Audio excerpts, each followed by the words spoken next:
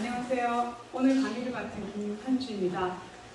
오늘 강의는 요즘 국제사회에서 이목이 집중되고 있는 아프리카 문화재 반환에 대해서 살펴보는 시간을 가지도록 하겠습니다.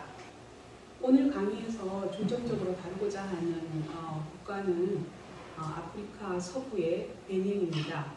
며칠 전 프랑스가 베닝의 문화재 26점을 반환했습니다. 결코 쉽지 않은 과정을 거쳐야 했는데요. 프랑스 정부의 첫 반응은 부정적이었습니다. 당시 베냉의 문체부 장관은 어느 인터뷰에서 프랑스가 베냉 문화재를 반환하는 것은 동서고의 장벽이 무너지는 것이고 또 남북한이 통일하는 것에 비할만하다라고 말한 적이 있는데요. 이만큼 많은 이들이 불가능하다라고 믿었던 그 일이 실제로 실현이 된 것입니다. 아범의 궁중보물이라고 불리는 26점의 문화재는 비록 베닝 정부가 프랑스 정부에 그 반환을 요청한 문화재 수량에는 훨씬 못 미치지만 프랑스 박물관의 아프리카 컬렉션을 대표하는 작품들로서 예술적인 가치가 매우 높고 또 특히 베냉인들에게는 문화적이고 또 역사적인 상징성이 크다라는 점에 주목할 필요가 있습니다. 뿐만 아니라 이번 베냉 문화재 반환을 계기로 유럽의 여러 국가에서 그동안 터부시해온 아프리카 문화재 반환에 대한 변화의 움직임이 일고 있다는 점입니다. 상당수의 우리 문화재가 해외에 유출되어 있어 문화재 환수가 큰 관심이자 숙제로 남아있는 바 상당수의 우리 문화가 해외에 유출되어 있어서 우리의 문화재를 환수하는 것이 우리의 큰 관심이자 숙제로 남아있는 바 아프리카 문화재 반환의 최근 정세는 우리와 동떨어진 일이 아니라고 하겠습니다. 오늘 강의는 베냉의 문화재 환수의 역사적인 배경과 또 그 절차, 진행 과정, 그리고 그 이의가 무엇인지를 살펴봄으로써 이 사례가 우리에게 시사하는 바가 무엇인지 생각해보는 기회를 가졌으면 좋겠습니다.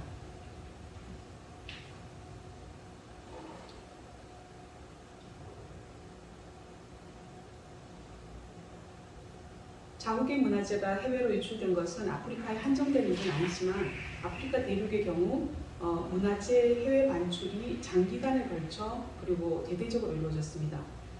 전문가들의 추정에 따르면 사하라 이남 아프리카 경우에 전체 문화재의 90% 혹은 많게는 95%까지 아프리카 대륙 바깥에 소장이 되어 있다고 추정하고 있습니다. 프랑스의 경우를 보시면 2018년 기준에서 공공박물관에 소장되어 있는 아프리카 문화재는 최소 8만 8천여 점이며 이 가운데 7만여 점이 파리 중심부에 위치한 깨부항리 박물관에 소장되어 있습니다. 이번에 프랑스가 베냉에 반환한 문화재 26점 또한 이 박물관에 소장이 되어 있었습니다. 방금 말씀드린 수치는 프랑스 공공박물관을 조사한 내용이고 프랑스 내의 사립박물관의 집계를 포함한다면 프랑스 내 아프리카 문화재 전체의 규모는 이 수치를 훨씬 능가할 것입니다. 주목할 점은 프랑스의 여러 기관에 소장되어 있는 아프리카 문화재들이 어디서 어떤 경로로 프랑스까지 오게 되었는가 하는 것인데요. 그것은 문화재 반환에 있어서 해당 문화재의 출처와 그 반출 경위에 대한 객관적인 자료가 중요하기 때문입니다. 하지만 그동안 서구의 대형 박물관이나 예술품 시장에서는 이러한 출처와 경위에 대한 내용을 밝히기를 꺼려해왔는데요. 그것은 아프리카 문화재들 가운데서 약탈이나 강탈, 노략질 등과 같이 도덕적이고 윤리적으로 문제시가 되는 방식으로 입수된 것들이 상당수 포함되어 있기 때문입니다.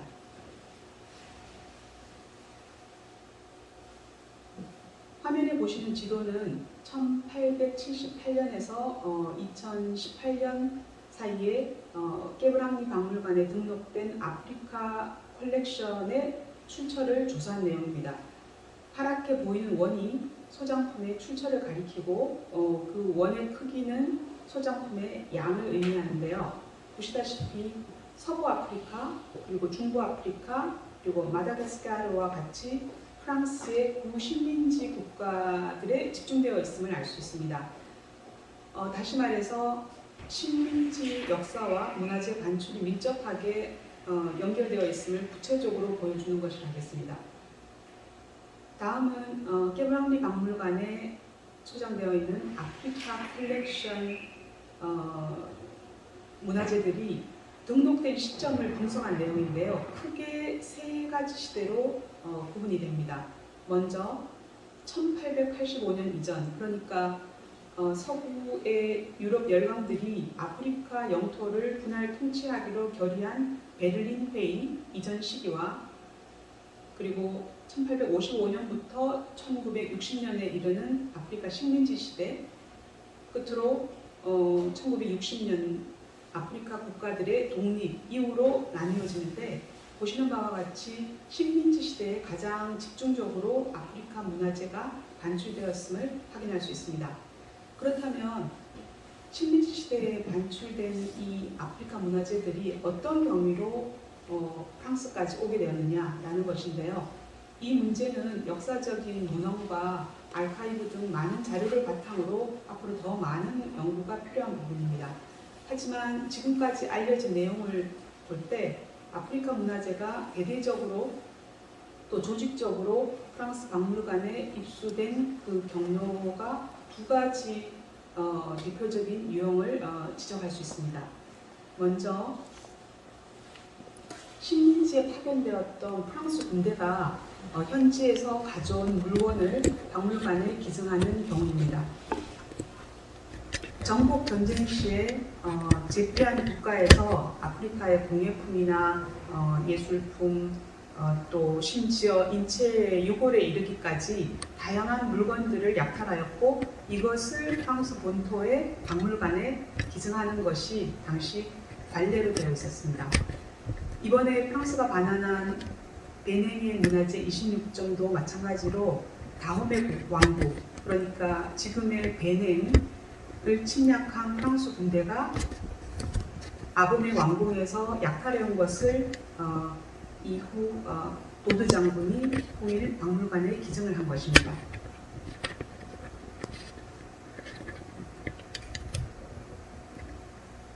다시 했으면 좋겠어요. 먼저 식민지에 파견되었던 군대가 현지에 가서 가져온 물건들을 먼저 식민지에 파견되었던 프랑스 군대가 현지에서 가져온 물건들을 박물관에 기증하는 경우입니다.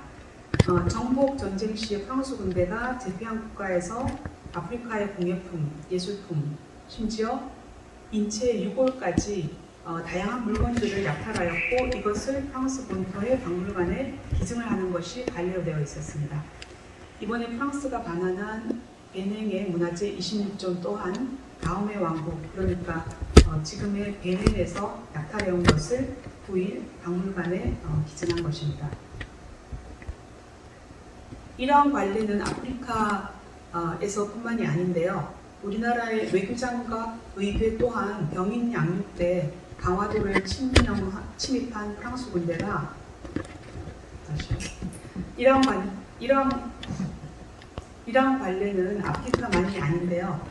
우리나라의 외교장과 의회 또한 병인 양육 때 강화도를 침입한 프랑스 군대가 약탈해 간 것을 이후 프랑스 국립도서관에 로즈 제독이 기증을 한 것이죠. 이와 같은 무력 충돌 상황 외에 학술 조사를 명목으로 아프리카에 파견되어 아프리카 문화재를 대량으로 유출하였는데요. 대표적인 예가 다카르 지부티 민족 지학 탐사입니다. 아프리카 현지인들의 풍속과 관습, 종교 등 민족 지학적 자료들을 수집해서 이 수집품을 파리의 트로피아데로 민족지학 박물관의 컬렉션을 확장시키는 것이 이 탐사의 목적이었습니다. 이를 위해서 1931년 프랑스 국회는 탐사단 파견을 위한 특별법을 제정하였고, 그로부터 장장 2년에 걸쳐서 서부의 다카르에서 동부의 지부티까지 대륙을 동서로 횡단하면서 현지의 다양한 물건들을 프랑스로 가져왔는데 그 양이 3,500여 점에 달합니다. 다카르 지부티 탐사에 이어서 이와 유사한 민족 지역 탐사가 30년대 잇따라 시행이 되었고, 이렇게 대량으로 반출해낸 아프리카 물건들로 트로키아데로 민족지학 박물관을 채워나갔습니다. 이와 같이 장기간에 걸쳐서 그리고 대대적으로 아프리카에서 반출된 이 아프리카 문화재가 프랑스를 비롯해서 유럽 국가들의 대표적인 그 박물관의 아프리카 컬렉션을 확장해 나가는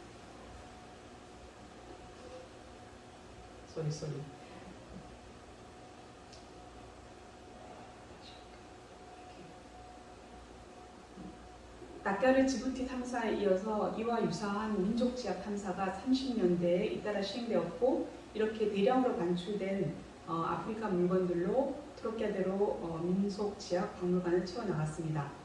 이와 같이 장기간에 걸쳐 대대적으로 아프리카 문화재를 반출해서 프랑스를 비롯한 유럽 국가들의 대표적인 박물관들은 아프리카 컬렉션을 확장해 나갔고, 또 보편박물관 혹은 망국박물관이라고 자처하면서 세계에서 찾아오는 관람객들이 아프리카 문화재를 향유할 수 있는 공간을 제공해 왔습니다. 이에 반해 대다수의 문화재를 빼앗긴 아프리카인들은 오랜 기간에 걸쳐 자신들의 문화재와 단절되어 왔습니다. 그리고 이러한 문화재의 결핍은 아프리카인들에게 물적 피해 그 이상의 손해를 남겼다고 하겠습니다. 다음은 약탈 문화재 반환의 정당성을 국제사회에 70년대에 호소한 은보 유네스코 전 사무총장의 유명한 연설문인데요. 그의 표현을 빌자면 아프리카인들은 자신의 문화재를 빼앗긴 것만이 아니라 기억도 박탈당했습니다. 그리고 이 기억을 빼앗기지 않았더라면 자신들이 누구인지를 더 잘 알았을 것이고, 또 남들에게도 자신이 더 누구인지를 더 잘 알도록 해주었을 것입니다. 이들이 빼앗긴 문화재 가운데서 가장 대표적이고 소중하게 여기는 보물이라도 돌려달라고 요구하고 있으며, 이러한 요구는 정당하다고 하겠습니다. 이번에 프랑스가 베냉에 반환한 26점의 문화재는 바로 베냉의 혼을 담고 있는 대표적인 문화재입니다. 그럼 구체적으로 베냉 문화재 26점이 어떤 역사적 정황에서 베냉에서 프랑스까지 유출되었는지에 대해서 자세히 살펴보도록 하겠습니다. 화면에 보시는 지도는 오늘날 우리가 베냉이라고 부르는 다호메 왕국과 그 주변 국가들의 지도입니다. 다호메 왕국은 17세기부터 약 300년간 장기 집권한 서유 아프리카 국가의 가장 강력했던 그 왕조 가운데 하나입니다. 대서양 노예 무역을 하고 있던 유럽 열강들과 일찍부터 교류를 시작해서 지역 경제를 장악했고, 또 다호메 아마존이라고 부르는 여성 군대까지 보유하는 등 강력한 군사 조직을 갖추고 있었습니다. 뿐만 아니라 문화적인 측면에서도 다호메 왕국의 궁중 장인들이 남긴 그런 예술 작품들은 오늘날 그 예술적 가치가 높이 평가되고 있습니다.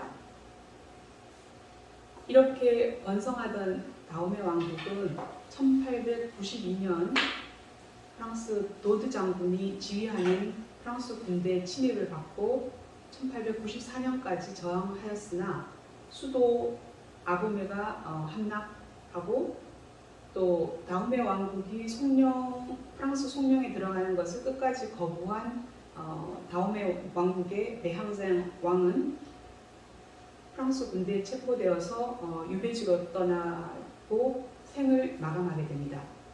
그래서 배항쟁 왕은 오늘날까지도 베냉 국민들에게 프랑스 식민 지배에 대한 저항의 상징으로 기억되고 있습니다.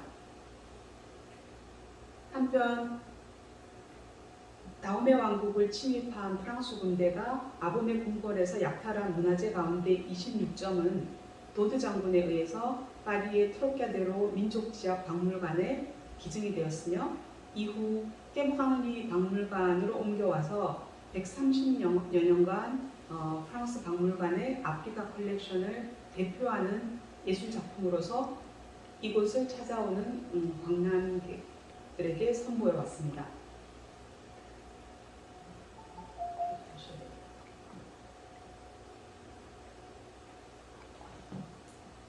이후 깨브랑리 박물관으로 옮겨와서 130여 년간 프랑스 박물관의 아프리카 컬렉션을 대표하는 예술작품으로서 이곳을 찾아오는 관람객들에게 선보여 왔습니다.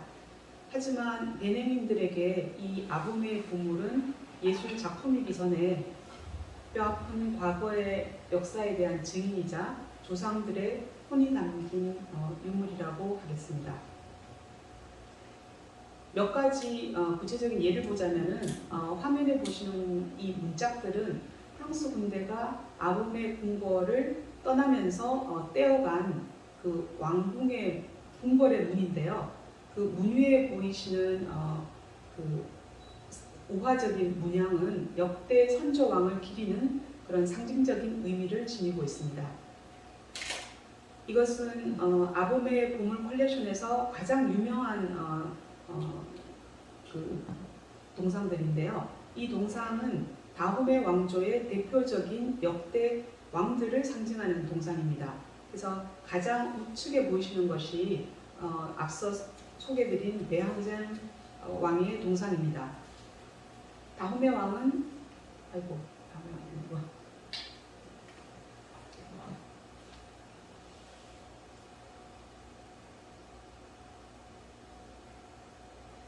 다음은 아범의 보물 컬렉션에서 가장 유명한 동상인데요. 이 동상들은 다홈의 왕조의 대표적인 역대 왕들을 상징하는 동상입니다. 가장 우측에 보이시는 것이 앞서 소개드린 배항쟁 왕의 동상인데요.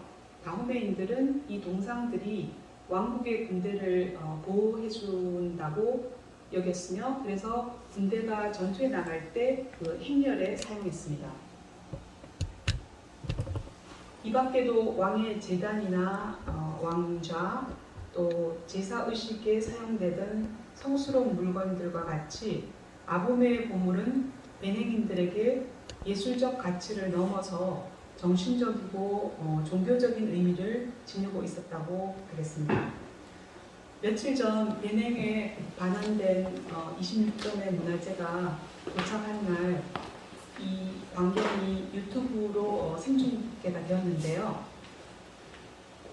이 보도를 보면서 그 베냉 국민들이 감격해하는 그 모습에서 약탈 문화재 반환이 단순히 그 빼앗긴 물건들을 되찾는 것, 그 이상의 의미를 지니고 있음을 확인할 수 있었습니다. 다음은 베냉 문화재 26점 반환 과정을 살펴보기로 하겠습니다. 베냉 정부가 프랑스에 공식적으로 문화재 반환을 요청한 후 소유권 양도가 이루어지기까지 경과를 정리하면 다음과 같습니다. 2016년 베냉 정부는 프랑스 정부에 약탈 문화재를 공식적으로 요청합니다. 하지만 당시 올랑드 프랑스 대통령 정부는 베냉의 이러한 요청을 일축해버렸는데요. 그 이유는 프랑스 국내 문화재법에 의거해서 국가의 재산인 문화재는 해외에 양도가 불가능하다는 거였습니다.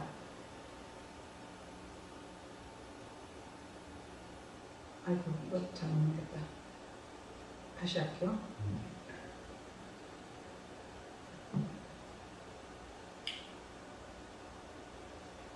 (2016년) 베냉 정부는 프랑스 정부에 약탈 문화재 반환을 공식적으로 요청합니다. 하지만 당시 올랑드 프랑스 대통령 정부는 베냉의 이러한 요청을 일축해버렸는데요. 그것은 프랑스 국내 문화재법에 의거해서 국가의 재산인 문화재가 해외로 양도될 수 없다라는 것이었습니다. 이러한 프랑스의 부정적인 반응에도 불구하고 베닝 정부는 여러모로 외교적인 노력을 시도합니다. 뿐만 아니라 여기서 일일이 다 열거할 수는 없지만 지식인들이나 시민단체 등 다양한 층에서 프랑스의 여론이 문화재 반환을 지지할 수 있도록 다방면으로 애를 썼습니다. 2017년 이 문화재 반환권이 전환점을 맞게 되는데요. 바로 프랑스 대통령에 새로 취임한 마크롱 대통령이 아프리카 3개국을 순방 시에 아프리카 문화재를 일시적으로 내지는 영구적으로 반환할 수 있는 기반을 마련하겠다라고 약속합니다. 이때 주목할 점은 마크롱 대통령이 문화재를 귀환이나 인도하겠다는 용어 대신에 반환이라는 용어를 사용하고 있는데요. 반환이라는 용어에는 과거의 잘못에 대한 인정과 사죄를 내포하고 있는 만큼 그동안 프랑스 정부 관계자들은 이 용어를 사용하기를 꺼려해왔습니다. 그런데 이 용어를 마크롱 대통령이 국가 원수로서 사용했던 것입니다. 이렇게 해서 마크롱 대통령은 과거 제국주의 정책을 편 서방 국가의 지도자들 가운데서 약탈 문화재 반환 검토를 지시한 최초의 정상이 된 셈입니다. 이 발언이 보도되자 프랑스는 물론이고 유럽 각지에서 그 반대 여론이 상당했는데요. 프랑스의 경우 반대 여론의 대표적인 주장 몇 가지를 살펴보겠습니다. 첫째는 아프리카 약탈 문화재를 반환할 경우 유럽의 주요 박물관은 텅텅 비게 될 것이다. 그러니까 선례를 남기면 안 된다. 라는 것이었고요. 둘째는 프랑스 국내 문화재법에 의거해서 공공소장품은 양도도 불가능하고 또 시효에 의해서 소멸되지도 않는다. 셋째, 프랑스 박물관에 소장돼서 세계의 많은 사람들이 문화재를 다시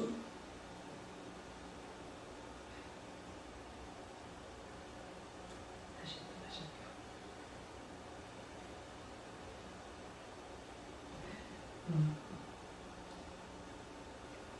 이 발언이 보도되자 프랑스는 물론이고 유럽 각지에서 반대 여론이 상당했는데요. 이 반대 여론의 그 대표적인 주장을 몇 가지 살펴보면, 첫째, 아프리카 약탈 문화재를 원소유국에 반환할 경우 유럽의 주요 박물관은 텅 비게 될 것이다. 그러니까 선례를 남기면 안 된다. 라는 것이었고요. 둘째, 프랑스 문화재법에 의거해서 공공소장품은 양도가 불가능하며 시효에 의해서 소멸되지 않는다. 셋째, 프랑스 박물관에 소장되어 세계의 많은 사람들이 문화재를 향유할 수 있는 것이 더 낫다. 그러니까 문화재는 소유권이 누구에게 있느냐보다 인류의 보편적인 유산으로서 언제 어디서나 누구나 접할 수 있는 것이 더 중요하다. 넷째, 아프리카에는 문화재를 제대로 소장할 만한 여건이 갖춰져 있지 않다라는 이런 이유로 아프리카 문화재 반환을 반대하였습니다. 그러나 이러한 반대 여론에도 불구하고 2018년 프랑스와 베냉의 양국 정상이 만난 자리에서 프랑스 대통령이 베냉 대통령에게 베냉 문화재를 반환할 의사를 밝힙니다. 그래서 이제 남은 과제는 프랑스 내의 법적인 문제인데요. 2018년 3월에 프랑스 대통령은 프랑스 내 아프리카 문화재 소장 현황에 대한 그 검토를 의뢰합니다. 2018년 11월에 그 전문가 보고서가 발표되는데요. 이 전문가 보고서에는 프랑스 박물관이 소장하고 있는 아프리카 문화재의 출처를 투명하게 밝힐 것과 또 프랑스가 해당 국가의 동의 없이 특히 식민 통치 기간에 획득한 문화재를 갖고 있다면 영구 반환하도록 관련 법안을 개정할 것을 권장하고 있습니다. 이 보고서가 발표되자 그 유럽 국가뿐만이 아니라 세계 박물관이나 미술시장 분야 종사자들로부터 많은 비판을 받는가 하면, 또 다른 한편 그동안 아프리카 약탈 문화재 반환을 지지해온 사람들의 많은 지지를 얻었습니다. 2018년 11월 마크롱 대통령은 이 보고서의 권장 사항을 기반으로 해서 1차적으로 프랑스가 식민 기간 중 약탈해온 베냉의 보물 26점과 세네갈의 문화재 1점을 반환할 것을 공식적으로 발표합니다. 이어서 2020년 프랑스 정부가 베냉과 세네갈의 문화재를 반환하기 위한 특별법을 상원과 하원에 제출하고, 이 법안이 채택된 후 2020년 12월 특별법안이 공포되어서 2021년 11월 9일 마침내 베냉의 문화재 26점 반환이 마무리되었습니다. 네, 이상으로 베냉의 문화재 베냉 문화재 26점에 관한 그 반환 과정과 또 그리고 역사적 배경 그리고 의의에 대해서 살펴보았습니다. 프랑스는 그동안 문화재 반환은 불가하고 배열만이 가능하다라고 하는 그 입장을 고수해 왔는데요. 이번 베냉의 경우에는 이런 입장을 바꾸어서 그 식민지 역사에 대한 인정과 또 기억에 대한 그런 치유라는 입장에서 이 문제를 접근함으로 해서 베냉의 문화재를 대여가 아니라 명실공히 반환을 하였습니다. 여러 전문가들에 의하면 이번 베냉의 사례가 프랑스의 아프리카 문화재 반환 전반에 걸쳐서 새로운 전기를 마련하였다고 평가하고 있는데요.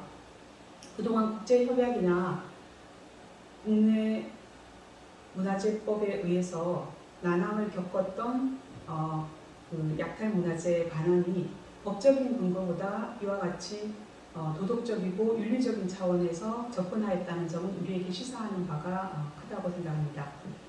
오늘 강의를 마치면서 베냉의 사례가 우리 문화재 환수에 좋은 영감을 주기를 바라며, 또한 우리에게 다소 생소하게 다가왔던 그 아프리카 역사에 대해서 좀 더 가깝게 다가갈 수 있는 그런 기회가 되었으면 하는 바람입니다. 감사합니다.